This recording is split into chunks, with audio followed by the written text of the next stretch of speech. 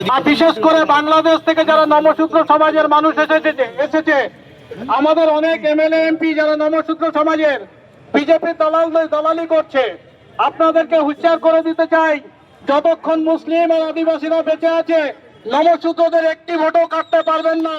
দরকার হলে 14 তারিখের পরে পশ্চিমবাংলায় মমতা ব্যানার্জিকেও আমরা দেখিয়ে দিতে পারি পশ্চিমবাংলায় জাতীয় সড়ক অবরোধ হয়ে যাবে। আমরা মুখ্যমন্ত্রী বানিয়েছি মমতা ব্যানার্জিকে, আমরা প্রধানমন্ত্রী বানিয়েছি नरेंद्र मोदी के। भय पाবেন না, वोट हमारा है, राज तुम्हारा है, और राज को अगर गलत रास्ता में चला जाएगा तो बर्बाद कर दूंगा। जो भी কিছুদিন আগে মুর্শিদাবাদ জেলায় আন্দোলন শুরু হয়েছে, ওখানকার ডিএম এসপি এবং ডিএসপি আমরা বললাম আপনার অফিসে গিয়ে আমরা মিটিং মিছিল করতে পারবো না, আপনার যদি দম থাকে স্পটে আসুন, আপনি আমাদের শত্রু নন, আপনি এই দেশের নাগরিক।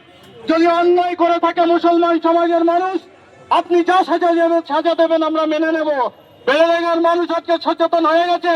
মুর্শিদাবাদ জেলা আজকের বলতে চাই এই নাগরিকত্ব বিষয় নিয়ে বিশেষ করে মতুয়া সমাজের পাশে তারা দাঁড়াবে, সেই অঙ্গীকারবদ্ধ তারা হয়েছে।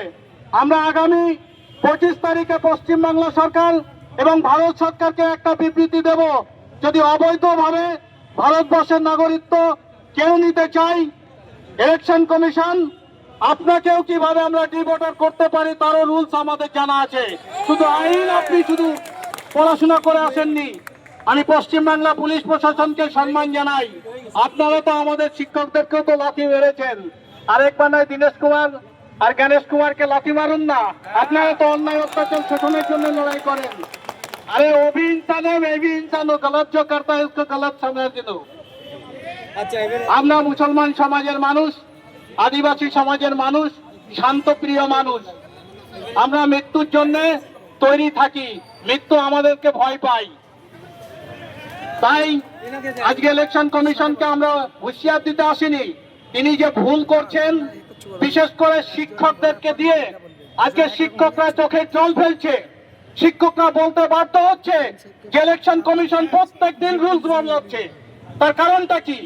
আগে 58 লক্ষ ছিল, এখন ইলেকশন কমিশন বলছে এটাকে 1,25,00,000 করতে হবে। বাবার জমিদারি পেয়েছে নাকি?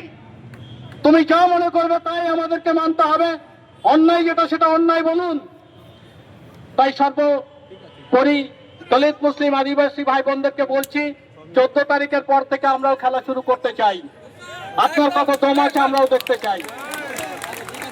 সবাইকে সালুট সালাম জানিয়ে আমার ক্ষুদ্র বক্তব্য শেষ করছি। সকলে ভালো থাকবেন। আম্বেদকর জিন্দাবাদ, আম্বেদকর জিন্দাবাদ, ভারতবর্ষ জিন্দাবাদ, ভারতবাসী জিন্দাবাদ।